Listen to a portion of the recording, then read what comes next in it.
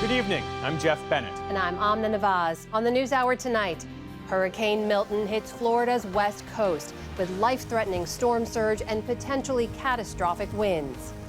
The impacts of the wind is inevitable, and we have to rebuild from that. But saving lives is the most important thing right now.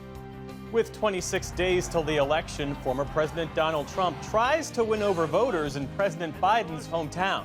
And a growing number of civilians in Lebanon are displaced and in dire need of aid amid Israel's ongoing offensive against Hezbollah.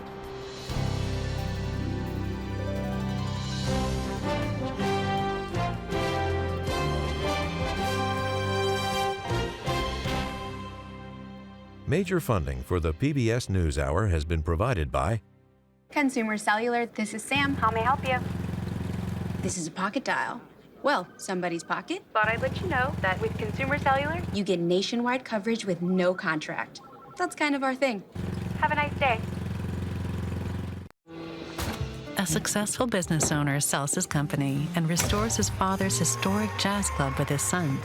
A Raymond James financial advisor gets to know you, your passions, and the way you bring people together. Life well planned. The Charles F. Kettering Foundation, working to advance inclusive democracies. Learn more at kettering.org.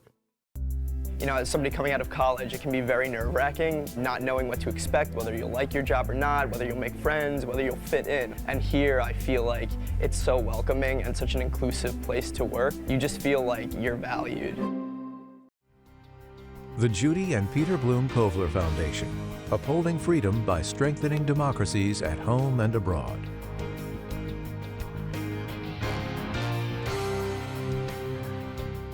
The Walton Family Foundation, working for solutions to protect water during climate change so people and nature can thrive together. Supported by the John D. and Catherine T. MacArthur Foundation, committed to building a more just, verdant, and peaceful world. More information at macfound.org. And with the ongoing support of these institutions.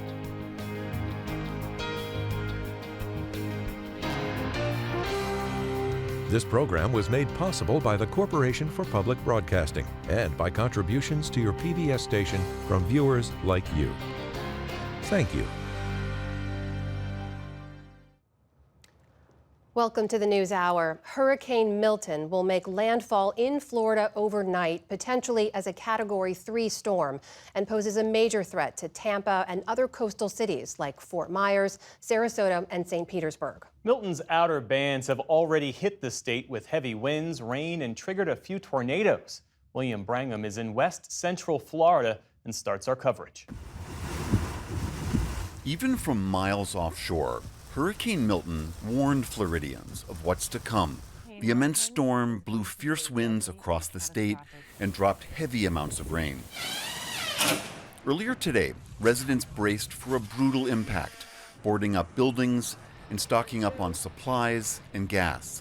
I'm scared, but trying to prepare the best that I can at the moment. And have you ever been through a hurricane before? Never in my life. I'm from upstate New York, so never experienced a hurricane, and especially to see it being at this level. As it churned across the Gulf of Mexico today, Milton fluctuated between Category 3, 4, and 5. Regardless, forecasters say it could be one of the most destructive storms on record. During a virtual briefing, President Biden and Vice President Harris pledged they would provide whatever federal support the state needs. Moments like this, there are no red or blue states. There's one United States of America, where neighbors are helping neighbors. Volunteers and first responders are risking everything, including their own lives, to help their fellow Americans. Milton is expected to push a life-threatening surge of ocean water up onto shore, up to 12 to 15 feet high in some areas, and trigger flash flooding across a wide band of the middle of the state, including many areas still recovering from Hurricane Helene just 2 weeks ago. The major effects for surge will be on the west, but there is going to be impacts far inland and on the other coast in the state of Florida. This afternoon, Governor Ron DeSantis urged residents in the worst parts of the storm's path to leave. The conditions are starting to get bad. Listen to your local emergency managers about when it's too dangerous to go out. In many parts of Florida, you probably could still go to a shelter. You don't even need to get on the interstate or doing that. And we still have a lot of space in our shelters.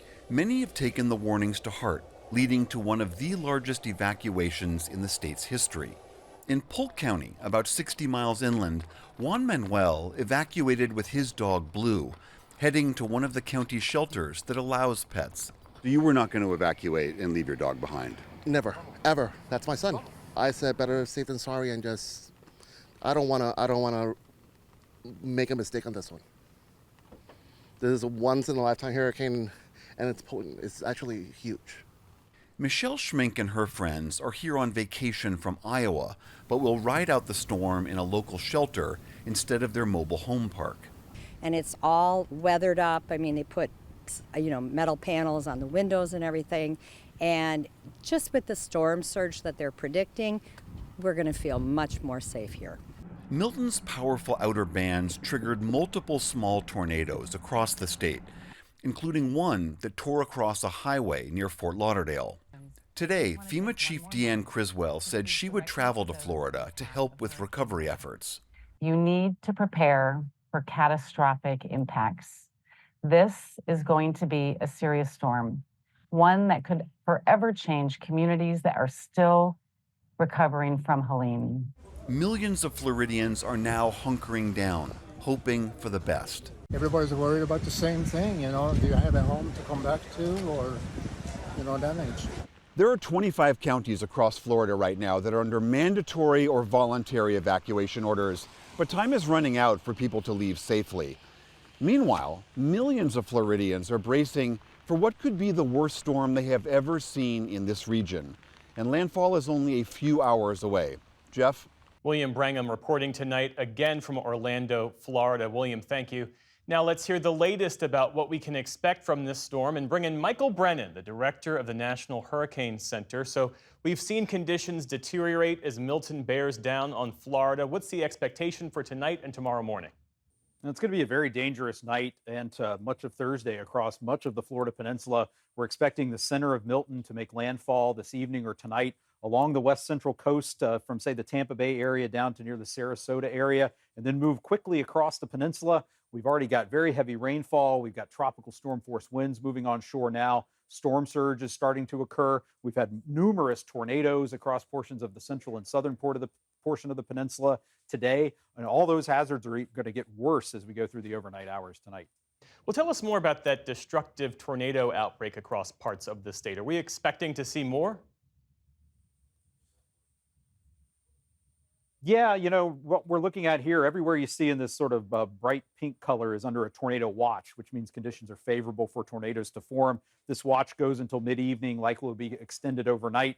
But we've had the wind field associated with Milton and some of the daytime heating that occurred across the peninsula where the skies were clear allowed thunderstorms to develop, quickly rotate. And we still have a few tornado warnings in effect now in parts of the Treasure Coast and up near the metro Orlando area. And tornadoes can be especially dangerous at night because they're difficult to see. And tornadoes associated with hurricanes can often form very quickly without a lot of lead time. So we want people in these areas to make sure they have multiple ways to get weather alerts overnight through a no-weather radio, wireless emergency alerts turned on your phone so that you can be alerted if a warning is issued for your area. That wind field you mentioned has more than doubled since yesterday, which suggests that the impact of Milton will be felt across a wider area. Is that right? Yeah, that's right. We're expecting a really big wind field here. If you look at the hurricane force winds and the hurricane warning, everywhere you see in red here, much of the central portions of the Florida Peninsula, and from Tampa to Orlando to Melbourne up to St. Augustine, down to the Treasure Coast, Sarasota. We're expecting to see hurricane conditions in that region tonight, moving from west to east across the peninsula and onto the East Coast on Thursday. So in this region, we're expecting to see widespread wind damage, power outages, structural damage. So it's going to be a very dangerous night. People are wanting to be sheltering in place by now and be prepared to stay in a safe place through much of Thursday. And last night you told us that we should expect storm surge as high as 12 feet. Is that still the case? Yeah, we're still expecting to see a very significant storm surge from the Tampa Bay region southward to Charlotte Harbor to the Fort Myers area. We're really concerned about this area from Anna Maria Island to Boca Grande. We're expecting to see 9 to 13 feet of inundation near and just to the right of where the center of Milton makes landfall tonight. That's going to be, again, 9 to 13 feet of Gulf of Mexico water being violently pushed up onto normally dry land with dangerous waves on top. But you can see we've already seen storm surge flooding all the way down to Fort Myers, down to Naples, along much of the Florida West Coast, given the sensitivity there. And those water levels are going to continue to rise through the next several hours as Milton approaches the coastline. Michael Brennan, director of the National Hurricane Center in Miami. Thanks again for joining us. Let's turn now to St. Petersburg, Florida, another major city in the path of the storm. Mayor Ken Welch joins us now. Mr. Mayor, thank you for being with us. Glad to be with you tonight. So you're there in St. Petersburg now. I understand you're at your city's Emergency Operations Center. Just tell us where you are right now and what's ahead. Well, now, we're playing a waiting game. We're tracking the storm as it comes toward us. We've, locked down the city, evacuated folks. We've got thousands of folks in our emergency shelters, and many more have left the city or the county, which is exactly what we asked them to do. To move out of the threat of the storm surge. And so now we're waiting to see which way the storm actually tracks. As you know, a storm of this size, 20 or 30 miles difference can make all the difference in the world in terms of the impact of storm surge. But we know we're going to be impacted by the broad wind field from this hurricane. And we're bracing for that and ready to get into recovery tomorrow. There's some predictions that say the storm surge, if it comes on a certain path, could be as high as 15 feet, which is just really impossible to imagine. In a city like St. Petersburg, what would that do? What does that look like? Well, there are areas where it would not be survivable. We saw from Hurricane Helene just 2 weeks ago what that impact would be. That was a record-breaking storm for us in terms of storm surge at 6 to 7 feet. We've never seen it that high. And as you said, Hurricane Milton has the potential to more than double that. And so I think that, really got the attention of folks that live in those low-lying areas, and we evacuated areas A, B, and C, and those folks have, again, moved out of harm's way, which is a good thing. So as long as folks are responsive to what we ask them to do in terms of moving away from that storm surge, not one life has to be lost from that. And that's the most important thing. The impacts of the wind is inevitable, and we have to rebuild from that. But saving lives is the most important thing right now. Do you think Hurricane Helene having come through in some ways made it more real for people, made more people heed the mandatory evacuation who might not have otherwise? No doubt in my mind. I've talked to folks who said they've never seen water in their neighborhoods before, and that really convinced them that they needed to move this time. And we've seen entire neighborhoods that are in those low-lying areas where no one is there now. They've actually heeded the call, and I know it made a big difference. We know there are always people who still don't want to evacuate, other people who simply cannot evacuate. Do you know how many people are left in St. Petersburg, and what's your message to them now? Well, we started very early in this process, and this is a routine for us. We have special needs. We have transportation, door-to-door transportation for folks who need it, who sign up on a special needs registry. That we were still taking names as late as yesterday for that. And so our message is there's no reason to stay in an unsafe place. We've got shelter space. We have transportation to get you there. And folks have been very responsive to that. Really good utilization of our shelters at this point. But Mr. Mayor, if I may, do you have any idea how many people may have stayed? How many people are still there? I do not. The estimate for our county was 500,000 people. About half of the population were in an evac zone and asked to leave. Our cities, we think it's roughly the same thing. So, 135, 140,000 people asked to leave. And from what we've seen, what we've heard from our folks who've been out in those neighborhoods, they have been responsive. For the ones who are left, our message is at a certain point when we get 50-mile-an-hour sustained winds, there will not be emergency response. We will not be putting our first responders in danger at that point, and help will not be available. There's also been a number of reports about construction cranes in downtown St. Petersburg, some as high as 600 feet tall, that weren't dismantled before the storm. I think a lot of folks are wondering why not, and also if people are in the vicinity of those cranes, are they at risk? So we have done active outreach to make sure folks are aware of that issue. And again, this is a matter of the storm developing so quickly. It was a tropical storm just a few days ago, became a powerful Cat 5 in 24 hours. It takes 7 days to take these cranes down. So it's just not possible within the time span of the development of this hurricane to take those down. And so, it's a lesson learned about how we go forward, what we require in terms of the strength of those cranes if they can't be taken down quickly enough to deal with a storm like this. Mr. Mayor, are storms like this the new normal for St. Petersburg and other areas around there? Look, we believe in sea level rise and extreme weather and those changes. We've developed a Tampa Bay compact of local governments who have changed our investments, our infrastructure approach for years to come. But the pace of the change is much quicker than even we thought would happen. And so we need to readdress the pace of our infrastructure improvements and how we deal with adapting to this new normal. It certainly is a new normal. These two record-breaking storms within 2 weeks of each other is evidence of that. That is Mayor Ken Welch of St. Petersburg, Florida. Mr. Mayor, please stay safe. We're thinking about you and everyone there. Hope you stay well. Thank you.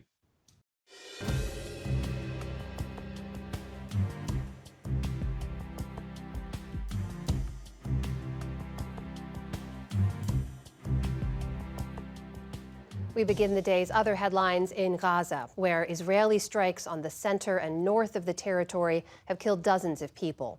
One of the attacks struck a hospital in Gaza's Jabalia refugee camp, where Palestinian officials say at least 9 people were killed, including women and children. Today, President Biden and Israeli Prime Minister Benjamin Netanyahu spoke by phone for the first time in 7 weeks. Vice President Harris also took part. The White House called that 30-minute call productive and direct and said the U.S. remains supportive of Israel as it weighs how to respond to a recent missile attack from Iran. I think what you have seen from this administration is the continued support for Israel's security. You saw that over the past couple of days, obviously since past couple of weeks, when Iran attacked Israel. The president directed his military to protect Israel. He was very proud to be able to do that, and that support continues. On that Iran attack, Israeli Defense Minister Yoav Gallant said today that the country's retaliation against Iran would be, quote, lethal, precise, and above all, surprising. Iran launched nearly 200 projectiles at Israel last week, increasing tensions between the two nations. Here in the U.S., talks between Boeing and striking workers have stalled after the plane maker withdrew its latest contract offer. It reportedly included a 30% raise over 4 years, along with other benefits. The union says it surveyed its members who overwhelmingly rejected the proposal. Boeing said the union's demands are, quote, far in excess of what can be accepted if we are to remain competitive as a business. The strike by some 33,000 factory workers is nearing its 4th week. No new negotiations are planned. The Nobel Prize in Chemistry went to 3 scientists whose work ushered in a better understanding of proteins, the building blocks of life. A committee in Sweden recognized David Baker of the University of Washington in Seattle. He created a computer program to design proteins that don't exist in nature. The award is also shared by Demis Hassabis and John Jumper of Google DeepMind. Their artificial intelligence model can predict the structure of previously discovered proteins, all 200 million of them. At Google's AI lab in London, where the pair is based, Jumper explained just how powerful the technology can be.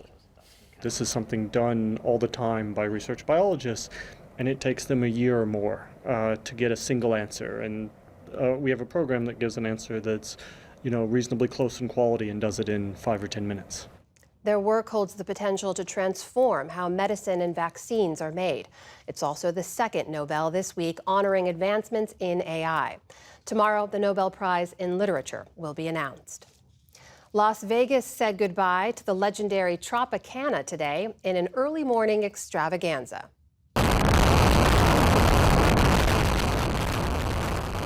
hotel and casino went out with a boom in a controlled implosion.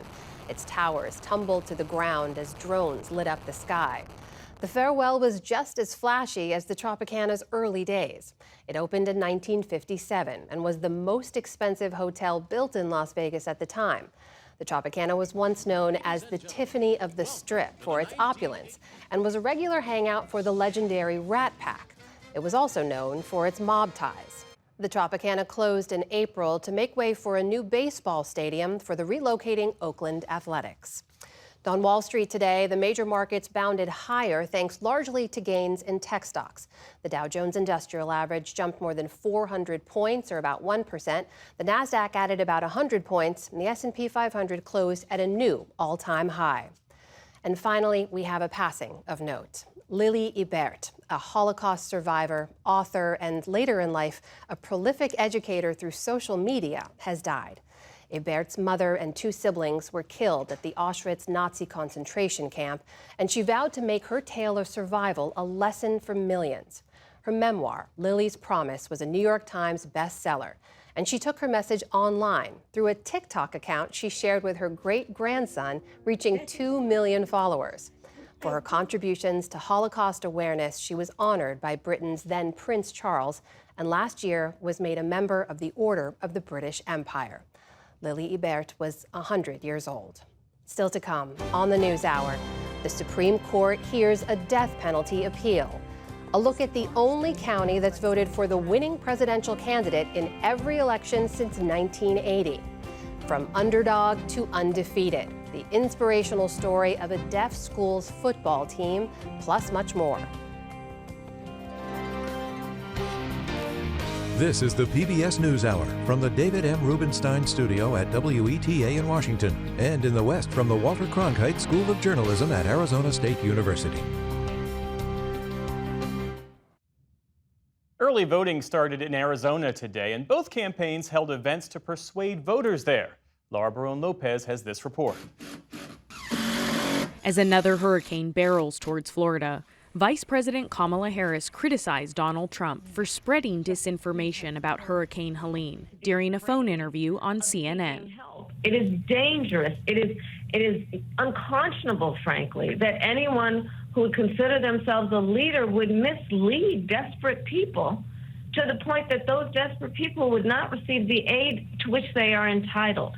But in Pennsylvania, former President Trump continued to spread false information about the federal response to Hurricane Helene.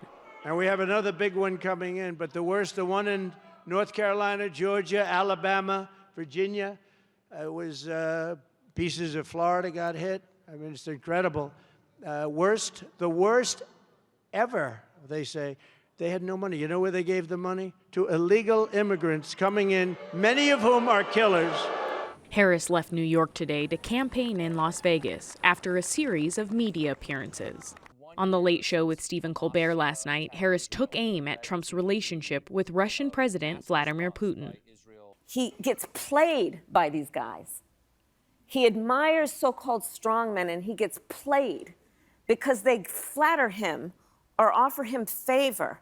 In an upcoming book, Washington Post journalist Bob Woodward reports that Trump sent COVID-19 test machines to Putin during a shortage in the U.S.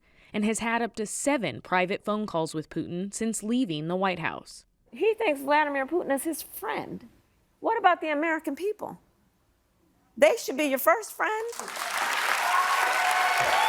The Kremlin confirmed that Trump sent them COVID-19 tests, but denied that multiple calls between Trump and Putin had taken place. On the other side of the country, the vice presidential candidates made their cases in Arizona. Trump's running mate, Senator J.D. Vance, held a rally in Tucson. If you want a government that puts the interests of American citizens first, the only person to vote for is Donald J. Trump.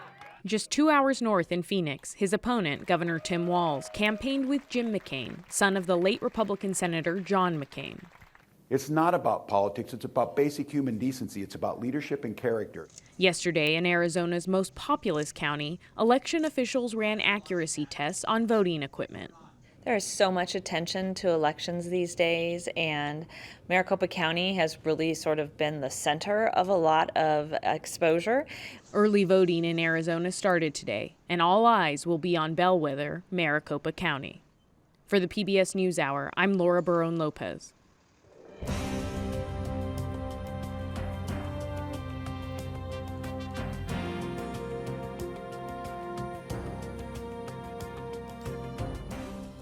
Thousands upon thousands of Lebanese are fleeing Israeli bombing across southern and central Lebanon as Hezbollah continues its rocket and missile fire into northern Israel.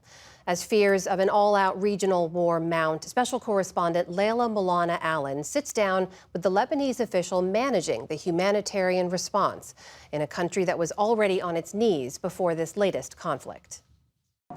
Earlier today, 90 Hezbollah missiles were launched across Lebanon's border into Israel. After what many here saw as a bold provocation yesterday, IDF soldiers planting an Israeli flag in Lebanese territory on the southern border. And Israeli Prime Minister Benjamin Netanyahu issued a warning to the Lebanese people. You have an opportunity to save Lebanon before it falls into the abyss of a long war that will lead to destruction and suffering like we see in Gaza. In the south, the IDF continued its campaign by air, land and sea, laying waste to Lebanese farming villages and hundreds of homes. And as the sun sets in the capital Beirut, fresh waves of airstrikes. This has become the new normal for Beirut's skyline at night. A large strike has just come in behind us in the southern suburbs, a ball of red fire and then black smoke spreading across the sky. These strikes come in now every hour overnight, bringing down huge high-rise buildings and decimating this part of the city.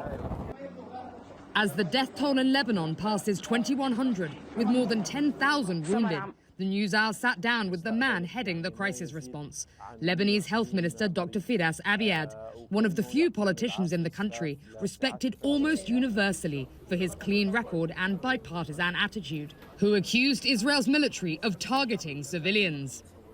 It's the definition of carnage. We have been in previous wars, but we have never seen this level of indiscriminate attacks on civilians. Whole residential buildings collapsing completely, killing everyone who is in that building. How can we have excellent intelligence, knowing exactly who we're targeting, but at the same time claim that we don't know that there are civilians and that these were, unfortunate collateral damage? The only logical explanation is that we know exactly what we're doing, but we don't care. Israel says that it is targeting Hezbollah operatives and leadership, and they have been able to eliminate a large number of Hezbollah commanders and weapons depots in these strikes. So does Hezbollah not have a responsibility to remove civilians from those areas or remove themselves and their weapons from areas where civilians are living? Look, if you go back to the international humanitarian law, proportionality means that if, for example, you have a high-level target, let's say, a terrorist on an airplane, you cannot say that, I'm going to blow up the whole airplane to be able to reach that terrorist. And even if you want to consider that it's extremely irresponsible of that terrorist to be on that plane, it doesn't absolve you from the responsibility. And that's why whether it considers that everyone in Lebanon is Hezbollah, which is not true. And the Lebanese, there are a lot of people in Lebanon who are not Hezbollah or who are actually, opposed to Hezbollah. The United States has just pledged another $8.7 billion to Israeli military aid. And the United States is also one of the main funders of aid in Lebanon. So we could end up in a situation where US-funded bombs are destroying infrastructure in Lebanon that is then being paid for by US aid to be rebuilt in the country. What do you want the international community to do now to help Lebanon? A country like the US, which is a major backer of Israel, whether it is with unconditional financial support, diplomatic support, weapons, of course has weight. The question is whether it wants to exert that pressure. And up till now, we haven't seen anything to suggest that the United States is willing to exert the required pressure on Israel. The international community, more than sending aid, if they could just stop dropping the bombs, I think that will be helpful. What do you fear could be coming next in this conflict? Lebanon, in my opinion, is really at an existential juncture in its history. I think that, for me as a Lebanese who have lived through all of the past crises, including the civil war, the 82 invasion, to me this is the moment in time where I really fear for the future of Lebanon, or at least for the future of the Lebanon that I know and I love. Will Lebanon truly embody what people say about them is the phoenix that rises among the ashes? I don't know. I know that we have the fire, we have the ashes, but whether we will be able to rise from this, or whether this will prove to be really a bridge too far for us, awaits to be seen. Across Lebanon tonight, more fire and more ashes. For the PBS NewsHour, I'm Layla Milana Allen in Beirut.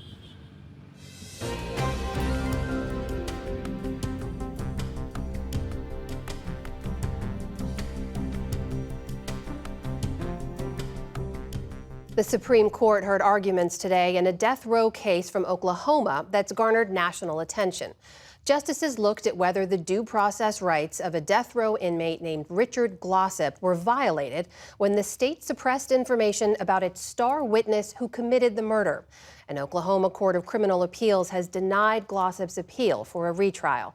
Our Oklahoma Communities correspondent Adam Kemp has been following this case and joins us now. Adam, good to see you here. Nice to see you. So remind us now, who exactly is Richard Glossip and why is this case significant? Yeah, Richard Glossip was convicted and sentenced to death in 1998 for the murder of Barry Van Treese.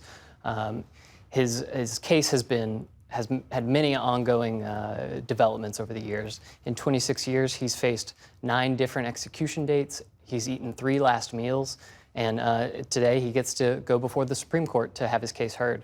It's also unique because Oklahoma's Attorney General, Gettner Drummond, a Republican, is really leading the effort here to have Glossip get a new trial. He's been a pretty staunch advocate that Glossip's due process was denied and that it should go to retrial. It's also unique that the Supreme Court is hearing a death row case at all. It's been a couple of years since they've actually taken on any arguments in that regard. That is really unique. And you had a chance to be in there today in the court as oral arguments were unfolding. So tell us a little bit of what exactly Supreme Court justices are weighing here, what they're considering. Yeah, the Supreme Court's considering 2 things. One, whether Glossip's due process was denied. There's a lot of evidence that shows that Snead, the state's star witness, and the person who actually committed the murder of Barry Van Treese, lied under oath about his treatment for mental health issues. He's also the one that pointed the finger at Glossip, saying that he orchestrated the whole entire thing. There was also a second question about whether the Supreme Court has jurisdiction to overturn a state Supreme Court ruling. In this case, it's more about whether the Attorney General Drummond has the right to get a retrial when he asks for it from the state court. Yeah, I mean, that's so interesting. How did the justices seem to be grappling with that issue when you heard them? Yeah, it seemed pretty split along party lines. The conservative justices, Alito and Thomas, really hammered home and questioned whether there would be a big impact from a jury knowing this lie in a trial, while as the liberal bench questioned why would the Supreme Court not have jurisdiction over the state court. And then, worth pointing out as well, that Justice Gorsuch was recused from this hearing because he had previously served on the 10th Circuit for a Glossip hearing.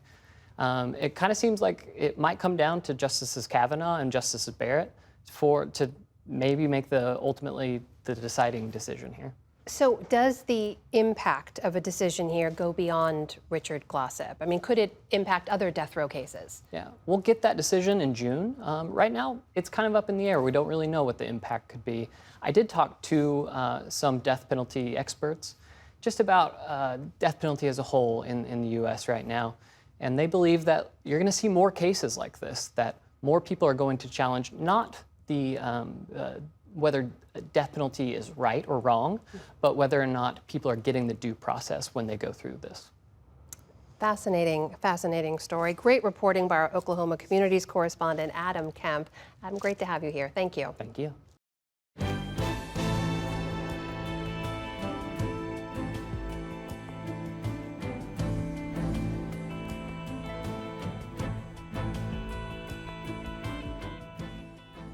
As Donald Trump and Kamala Harris make their case to voters, they're spending most of their time in a handful of battleground states. But hundreds of miles from any swing state campaign stop, the Pacific Northwest is where you'll find the only truly swing county left in the U.S. Videographer Taylor Moss and radio reporter Lauren Gallup from Northwest Public Broadcasting have more. I'm going to do a little yelling. Hup, hup. Come on, sheep! In a far northwestern corner of Washington state, Billy Fortini is taking his flock of sheep out to pasture. Delphine is the first to get moving. One of them will act like the bellwether and be the leader, and the rest will kind of follow along. In sheep herding, a bellwether is the lead sheep. Shepherds put a bell around its neck to keep track of the flock. But in politics, it's a place to watch that usually reflects a bigger trend. And in presidential politics, bellwethers are nearly extinct. Of the more than 3,000 counties across the country, only one, Clallam County, Washington, has a 40-year-long perfect record. The residents have voted for the national winner in every presidential election since 1980. In the city of Port Angeles, people say there's a reason this county of 77,000 has bucked the national trend toward political polarization. People out here are really independent. I describe Port Angeles as the end of the road. I think there's a certain friendliness here as well. My neighbor is a person, not not an enemy. Every Thursday morning at the local senior and community center, residents of Port Angeles gather around a big table to talk politics. White Christian nationalists. Immigration. Fiscal responsibility. The border. Trump. The discussions can be lively. People aren't afraid to express disagreement on hot-button topics like immigration. Why do we have drugs?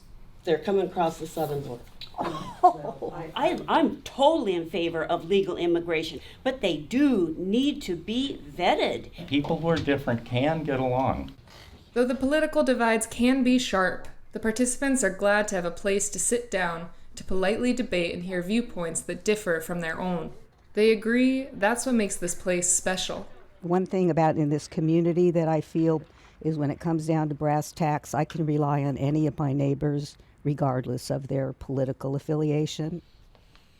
These old newspapers, our rare books library, this is all reference photos. We've got hundreds of thousands of those. At the North Olympic History Center, historian David Brownell says the county's independence streak goes all the way back to its founding. So there were all of these sort of different political influences as soon as Clallam County became a county. How do you think that has influenced the political landscape in this community? That's like a 30-minute answer. Vast forest land and 200 miles of coastline attracted early settlers and helped fuel the timber, fishing, and service industries. Instead of sort of conservative and liberal, you could think of it as more as pro and anti-regulation. Between those factors, I think that's kind of how we ended up as being like the fulcrum in the political seesaw. People will find out whether Clallam County remains the last bellwether when votes are counted in November. For the PBS NewsHour, I'm Taylor Moss in Port Angeles, Washington.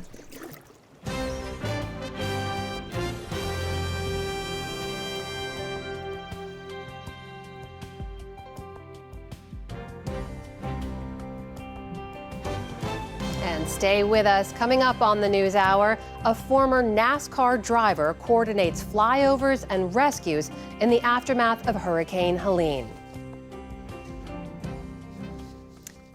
But first, to a team that defied expectations.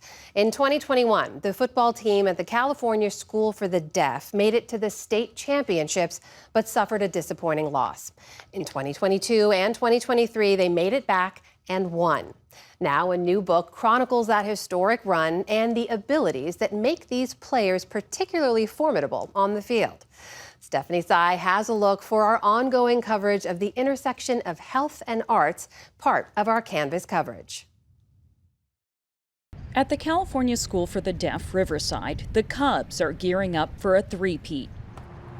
Coach Keith Adams, here using sign language to call plays, has led the team to 2 state championships in their 8-man football division. But it wasn't always this way. The decades-old scoreboard harkens to a time when the Cubs rarely had winning seasons. That ended in 2021, when they entered the championship undefeated. You had all of these deaf players who, when they were younger, had played on hearing teams. And it was very frustrating. So all of these players came together here, and they felt this brotherhood. They felt this camaraderie, and I think that was part of the winning formula. Journalist and author Thomas Fuller started following the Cubs in the fall of 2021. His New York Times article described the rise of the all-deaf team, which beat hearing teams time and again that year. Underneath these Friday night lights, there is something special happening. The article attracted national media attention by the likes of The Kelly Clarkson Show and World News Tonight with David Muir. Running back Enos Zornoza, number 2, signing this. Deaf people can do anything. We're not the stereotype that's out there. Soon after came a pledge from California's governor to fund a $43 million athletic complex at the school. I just wanted to have a camera shine on the feelings that these players had being together and the bond that deafness gave them. Now Fuller has published a book about the Cubs, The Boys of Riverside. It's more than an American underdog to undefeated story. It looks at deaf culture, a term he writes encompasses an entire class of people and their way of life. At a book event at the school, the intergenerational bonds of deaf families was on full display, and fervent applause greeted the journalist. And I came in and I said, I love this team. I love your story. After the 2021 season, Fuller took a leave of absence from his job at the New York Times to write the book. Following the Cubs throughout the next season, game after game, he noticed something. The question of what's a disability.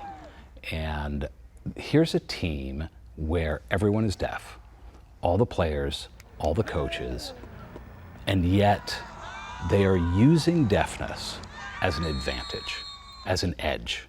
His reporting included interviews with experts outside football, including David Corina, a cognitive neuroscientist who explains why deaf people may have what he calls hyperabilities, starting with the way they take in what they see.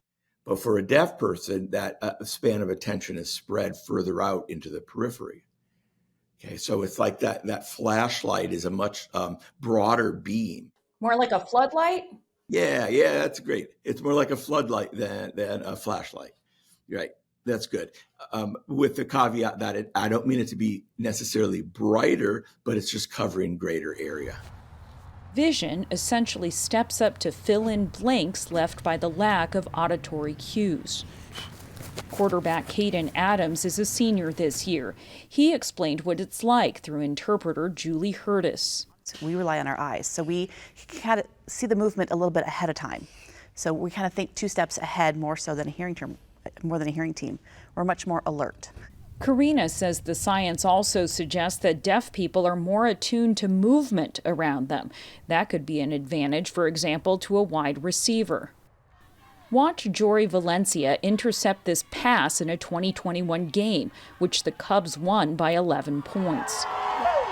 If you are able to detect that, hey, that ball is going to be headed in my direction, you might be able to pivot earlier and actually catch the ball than a hearing person who doesn't have those initial milliseconds of extra processing time. And there's another hidden advantage, the team's use of sign language, in this case ASL or American Sign Language. It's not only more efficient than jogging back and forth from field to huddle, it's unifying. Junior wide receiver Gio Visco recalled how it felt to play on a hearing team when he was younger through interpreter Mark Bayarski. But like AAU, I do like playing on the hearing team, but communication is always an issue. Frustration when trying to deal with a coach and trying to communicate with the coach. Now, if you have a deaf coach, then that is better. Coach Keith Adams, who himself played on deaf and hearing football teams growing up, says the team's success comes from the supports unique to being at a school for the deaf. They come from various backgrounds, different skin color, different status, family status. The commonality is they're deaf. And I think that helps. I think those who experience maybe mainstream education, it was a lonely time. They just have so much more opportunity as a deaf student going to a school for the deaf. Multiple generations of families have attended the school and come back to teach or coach. Students range in age from 18 months to 22 years, and all receive a bilingual education, meaning English and American Sign Language. By high school, well, the cafeteria is a hive of teen expression, like you'd see at any other high school. April MacArthur is the school's superintendent. Well, I think one of the biggest challenges that deaf children face is language access. There is a stigma related to sign language.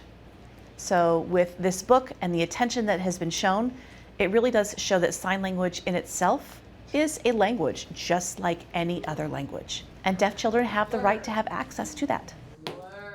MacArthur says the attention brought by Thomas Fuller's reporting has led to an increase in interest and enrollment.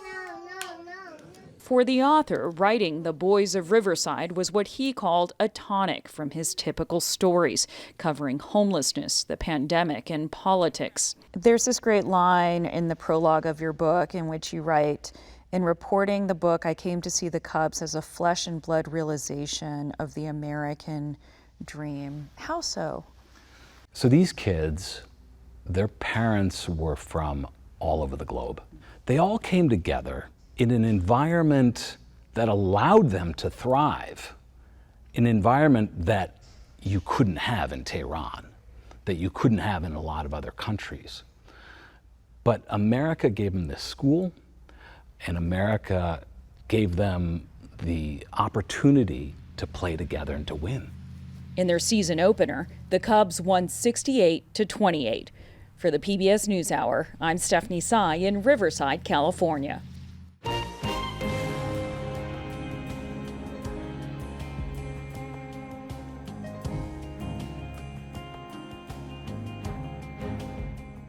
As Hurricane Milton barrels toward Florida, communities that were hit hardest by Hurricane Helene are still struggling to recover over a week later, Western North Carolina in particular.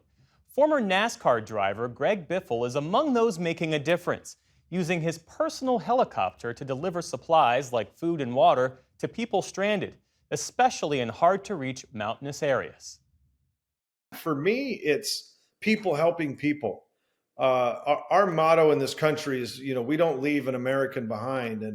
And I had the opportunity in front of me to help more people and bring awareness, and it kind of snowballed. NASCAR legend Greg Biffle, who also has 20 years experience as a helicopter pilot, says he first felt called into action when he got word of a family stuck in a vacation rental with supplies dwindling and no way out. I was at my shop Saturday morning doing a few things, and a friend of mine sent me a text, "Hey, do you want to go fly today?" And a link to a Facebook message with a family that was stuck up in Banner Elk in an Airbnb.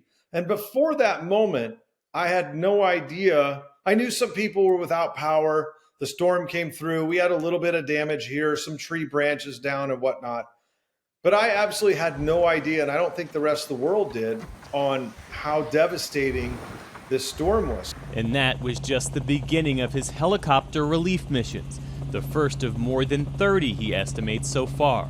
He says he's one of more than 70 private helicopter pilots flying critical supplies into areas unreachable by larger aircraft. Biffle has shared most of his missions on social media, including this incredible moment where he spotted a hurricane survivor from the air. A man stranded in the mountains waving a mirror as a distress signal. And I just caught it out of the corner of my eye, but the gentleman had taken the mirror out of his bathroom off the vanity wall, and that's how he got my attention. He says it was one of the most challenging landings he's ever performed as a pilot. We were in about 4,800 foot elevation mountain peaks, and he was down at the very bottom of this ravine. what was a very steep entry down into this ravine. What looked like a fairly large grass area had power lines, 2 sets of power lines going across it with some tall trees at the beginning of it. So I made about 5 recon descents down into this area. The problem is it was so steep on either side. Once I'd committed to getting down into that elevation, I didn't have enough power to get back out with the amount of goods and cargo I had on board. So my last time in, and I told my co-pilot that was with me, I said, I'm gonna try and land this time. Gives me goosebumps when I think about it, but I was committed. I had to land and get the stuff out of the helicopter in order to be able to get out of the bottom of that ravine. A harrowing moment for Biffle, but a lifeline for those stranded in a hard-to-reach stretch of the Carolina mountains in the initial days after Helene hit. You know, these people are in dire straits, and they were so happy that we were able to get them formula and diapers and things they needed, and a woman around the corner needed insulin. The people came running across the river. People were running up into that field, and they were wet up to their chest, and I could see them soaking wet. They were coming to get any kind of supplies they could get, water, food. NASCAR has deep ties in North Carolina. Biffle is a 19-time winner in the NASCAR Cup Series and a nominee for the 2025 NASCAR Hall of Fame. He says he and his former teammates feel a special responsibility to pitch in, especially as the scale of the need grows. I keep finding places that are so isolated and so ravaged and damaged. These folks here yesterday said the power company told them it could be 3 to 5 months before they have power back on. The substation's gone, every power pole's down, the lines are gone, the roads are gone, the bridges are washed out, the railroad tracks completely gone, non-existent. They've got a long road ahead of them. Winter is coming, it's supposed to be in the 30s this week. So warm clothes, heaters, generators, those are still the biggest need these are mountainous areas. They're going to have 10, 12, 20 inches of snow in less than 6 weeks, 5 weeks. So, and no power till the spring. It's going to be tough. And Greg Biffle says he's committed to helping however he can. I would expect someone to do that for me. That's why I want to do that for these folks. And you can see more of our coverage about Helene's aftermath and keep up to date on Hurricane Milton on our website. That's pbs.org/newshour. Meanwhile, gun violence is the leading cause of death for children and teens in the U.S., but a lot of the news coverage about it is made by and for adults. That's why our journalism training team, Student Reporting Labs, handed cameras to 14 student journalists from across the U.S. to make stories about what it's like to grow up in this generation. Their work is part of a new documentary premiering this week called Run, Hide, Fight: Growing Up Under the Gun. Gun violence is now the leading cause of death for young Americans. But this isn't just another story about gun violence. More than a dozen student journalists have come together to explore what it's like to grow up in this generation. I survived and witnessed gun violence in downtown Orlando, Michigan, Oakland, Philadelphia, Tennessee, Washington, D.C. People have to wake up and realize that this is bound to happen to everyone if there's no change. I don't care what the people in charge do, but do something. He was there, but then he wasn't.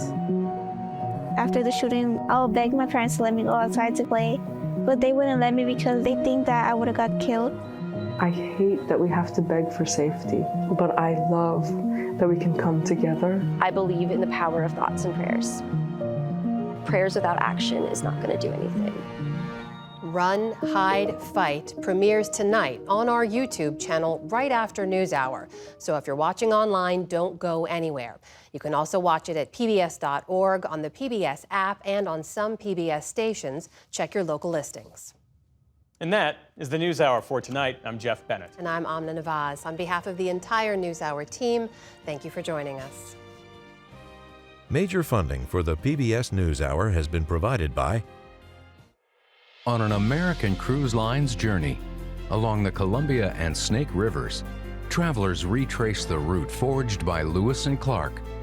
more than 200 years ago. American Cruise Line's fleet of modern riverboats travel through American landscapes to historic landmarks, where you can experience local customs and cuisine. American Cruise Lines, proud sponsor of PBS NewsHour. The ongoing support of these individuals and institutions. And friends of the NewsHour, including Jim and Nancy Bildner and the Robert and Virginia Schiller Foundation. The Ford Foundation, working with visionaries on the front lines of social change worldwide. Funding for America at a Crossroads was provided by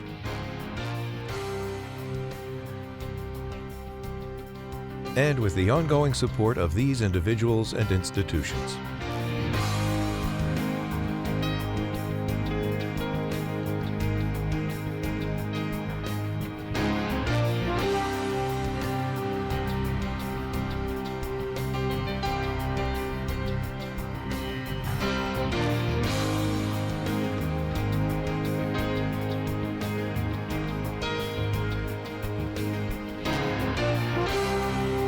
This program was made possible by the Corporation for Public Broadcasting and by contributions to your PBS station from viewers like you. Thank you.